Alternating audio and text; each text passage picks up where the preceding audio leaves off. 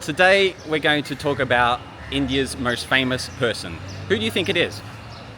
Some people might say Virat Kohli, Sachin Tendulkar, but no, the most famous, and I'm sure you heard of him, Mahatma Gandhi. Behind me is the house he used to live in when he came to visit Mumbai. And he visited Mumbai and lived here between 1917 and 1934.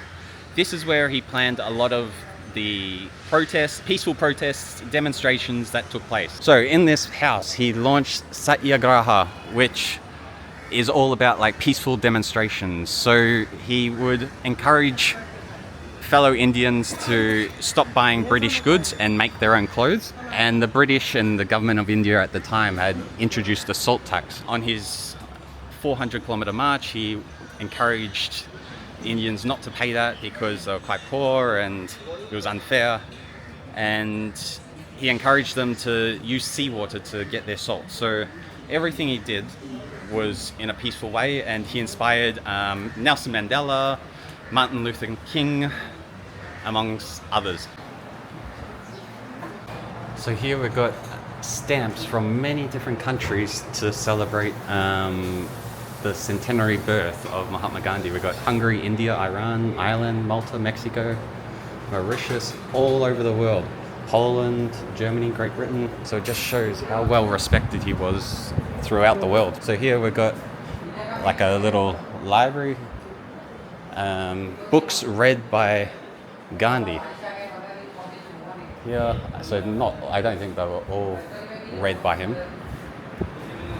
So there's 3 levels to this house, and the house was built early 1900s. And we'll also see where he was arrested, I think in 1932, because there was a law passed in 1919 that restricted like freedom of press. And then as a way of like peaceful protest, he started publishing a letter, I guess, which the government wasn't happy with or the British weren't happy with, and then he was arrested in 1932. I'm not sure why it took 13 years to arrest him.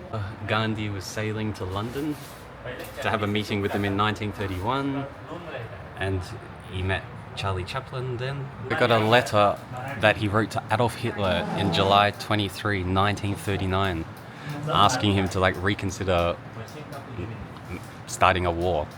Gandhi was assassinated in January 1948, and then look at the crowds of people that came to say their final goodbyes. A few months before he was assassinated, he was asked for a message. My life is my message. Look at the people that came to see the carrying of his urn. Equality of sexes does not mean equality of occupations. Nature has created sexes as complements of each other. Here we've got where Gandhi worked and lived. So here you can see like the spindles or spinning wheels that he used to make his own clothes, to kind of protest against the British and not buy their clothes and everything. And then here we've got his bed, his desk. Quite a nice room for back in the day. It's a very modest bedroom, living room or house, I guess. But he had everything he needed, and this is all he needed to change a country. Wow, here we got the bowl he used when he was in jail. We got like a little museum at the top where it's like all pictures of his life. So this is the house in which he was born in 1869. Very basic. And then he stole a bit of gold, but eventually confessed because of his conscience.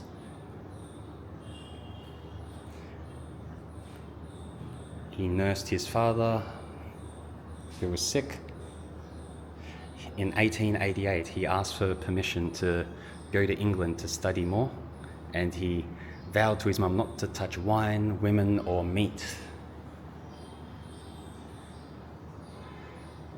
So here in 1893, he was in South Africa, and he was thrown out of a first-class railway compartment, and this is what led to his life being how it was. So it seems like his name was Mohan Gandhi, and then it was eventually changed to Mahatma Gandhi after 21 years in South Africa when he came back to India.